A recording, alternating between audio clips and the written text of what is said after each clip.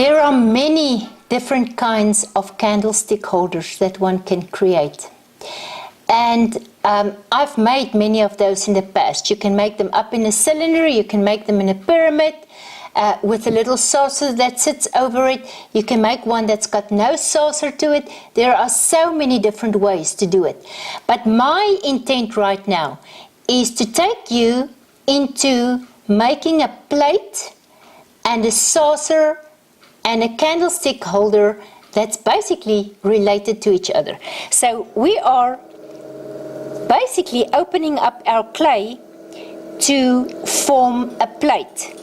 But instead of making a plate right here or making the whole part flat, I am leaving that part right there. And I can take a little bit more clay because there's too much of it right there.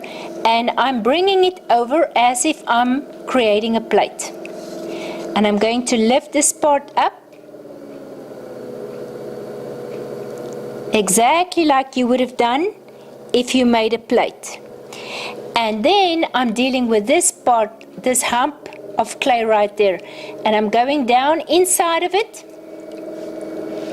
And I'm going to open it up a little bit. And I'm bringing this clay up. Now remember, you need to make sure that you know what size of a candle is going to go in there. I think I want a fairly thick one that's going to go in mine. It's oftentimes good to have the actual candle available so that you can make the measurements.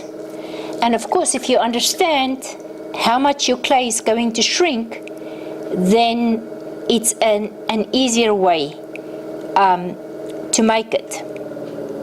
As of right now, I'm going by a guesstimate because I think I have a few thick candles that will, by the time that this one shrunk enough, it will leave me with maybe 1.5 inches, just enough to create or to add my own candle in here.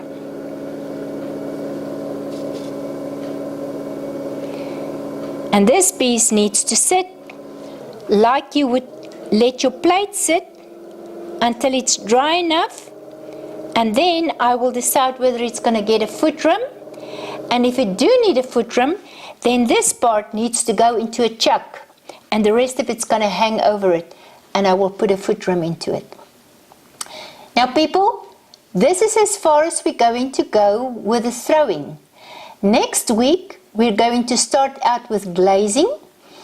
And that's going to be a loaded class. I think today's class is fairly light. Although I believe and I hope and I trust that I gave you enough to think about, and that you may end up taking your paperwork out again, draw as much as you can. But until then, I'll see you next week in the glazing class.